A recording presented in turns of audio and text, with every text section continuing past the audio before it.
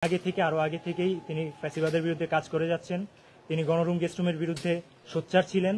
তিনি এমনকি ছাত্রত্ব বাতিলের হুমকিও পেয়েছিলেন। আমরা দেখেছি জুলাই মোসাদ্দেক ভাই একদিনের জন্য গুমও ছিলেন। এই জুলাই জুড়ে তার আন্দোলন আমরা সবাই জানি। তার এই অভিজ্ঞতা, তার প্রতিবাদের সাহস আমাদের আশা জুগিয়েছে। তাই আমি মনে করি এবং শিক্ষার্থীদের দ্বারে দ্বারে গিয়ে আমরা বুঝেছি যে মোসাদ্দেক ভাইয়ের প্রতি সবার এখনো আস্থা আছে এবং এই অঙ্গনে তিনি সবচেয়ে বেশি যোগ্য। আমি যদি আমার সাপোর্টটা দেই বা আমাকে যারা সাপোর্ট করে তাদের সাপোর্টটা যদি মোসাদ্দেক ভাইদের সাথে যুক্ত হয় তাহলে বৃহত্তর স্বার্থে আমাদেরই লাভ হবে। তাই শেষ মুহূর্তে এসে আমি আমার নৈতিক দায়িত্ব কিংবা রাজনৈতিক সচেতনতা হিসেবে মোসাদ্দেক ভাইকে আমি সমর্থন জানিয়ে পদত্যাগ করলাম। ধন্যবাদ। আচ্ছা, আপনাদের কোনো প্রশ্ন থাকলে বলতে পারেন। শেষ মুহূর্তে এসে কেন নিজের যে প্রত্যাশা ছিল সেখান থেকে কেন পদত্যাগ?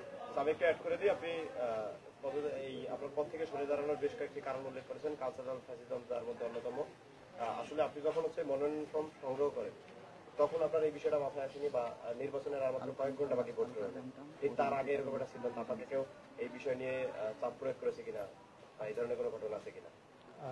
আমার ইশতেহার কিংবা কর্মপরিকল্পনার স্বপ্ন আমি দেখলাম মোসাদ্দেক ভাই একা বহন করে যাচ্ছেন এবং আমি মনে করি ওনার যে সমর্থন বা ক্যাম্পাসে যে জনপ্রিয়তা আছে তার সাথে যদি আমি যুক্ত হতে পারি তাহলে এটা বৃহত্তর স্বার্থে আমাদের জন্য ভালো ফলাফল আনবে।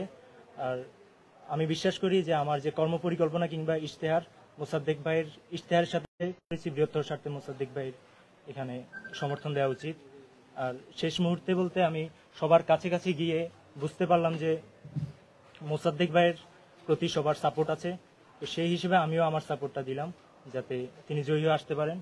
বৃহত্তর স্বার্থে আমরা এক হয়ে কাজ করার ইচ্ছা পোষণ করছি। একটা প্রশ্ন ছিল, চাপ দিছে কিনা?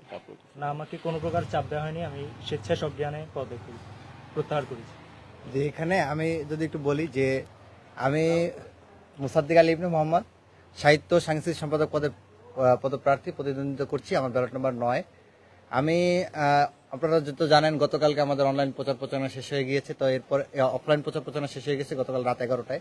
এরপর আমরা আর কোনো প্রচার প্রচারণায় যাইনি। তো আমরা আজকে আগের রাত হিসেবে বন্ধুদের সাথে কথা বলছিলাম যে কার কি অবস্থা, সবার সাথে যোগাযোগ করছিলাম। এরকম সময় ফেসবুকে আমি একটা পোস্ট দেখতে পাই যে জুবরান মানসুরি আমাকে সমর্থন দিয়ে তারপর প্রার্থিতা প্রত্যাহার করার ঘোষণা দিচ্ছেন। তো এর আগে ওর সাথে আমার কয়েকবার কথা হয়েছে এবং প্রচার প্রচারের সময় ওর সাথে আমার একবার দুবার দেখা হয়েছে। তো ওই সময় ও খুব কনফিডেন্ট ছিল এবং শিক্ষার্থীদের কাছে দাঁড়ে দাঁড়ে যাচ্ছিল। আমি ওকে সাধুবাদ জানিয়েছিলাম এবং ওকে আমি আরো সাপোর্ট দিয়েছিলাম যে তুমি কাজ করো, যেটা হবে শিক্ষার্থীরা যেভাবে চিন্তা করে যেটাকে গ্রহণ করবে সেটাই বিজয়ী হবে এবং আমরা একসাথে কাজ করব। তো সেই জায়গা থেকে আমি মনে করেছিলাম যে ও শেষ পর্যন্ত লড়াই করবে, কিন্তু তো ওর পোস্টটা যখন দেখলাম আমি ওকে তখন ফোন দিলাম, তখন ও আমাকে বললো যে ভাই আমি তো গতকাল পর্যন্ত সবগুলো হলে হলে রুমে রুমে দাঁড়ে দাঁড়ে গিয়েছি। তো আমি ওখানে যেয়ে বুঝতে পেরেছি যে আপনার একটা সাপোর্ট রয়েছে। এই সাপোর্টের সাথে যদি তার সাপোর্টটা যুক্ত হয় তাহলে দুই সাপোর্ট একত্রিত হয়ে একটা ভালো ফলাফল বয়ে আনতে পারে এবং উভয়ের যে কর্মপরিকল্পনা এবং ইশতেহার সেটা প্রায় অনেক কাছাকাছি।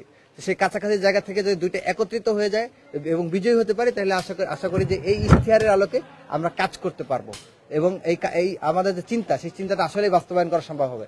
তো সেই জায়গা থেকে তার আগ্রহের জায়গা থেকেই আজকের এই সংবাদ সম্মেলন অ্যারেঞ্জ করা এবং সে আনুষ্ঠানিকভাবে তার বক্তব্যটা তুলে ধরলেন। আর